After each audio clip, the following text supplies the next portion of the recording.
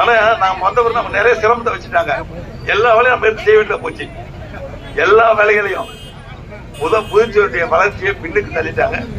அது மறுபடியும் கொண்டு வருவதற்கு 3 ஆண்டுகள் சிரமப்பட்டு எல்லா பணியும் செய்து கொண்டிருக்கின்றோம். அதுக்கு நிதி நமக்கு மத்திய அரசு உதவியாக இருந்து கொண்டிருக்கின்றது.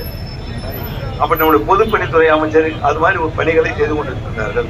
நமக்கு தொகுதியை பொறுத்த வரைக்கும் புதுச்சேரி மன்ற வளர்ச்சியும் சரி, எடுத்துக்கொண்ட முயற்சி என்பது உண்மையிலே பாராட்டக்கூடிய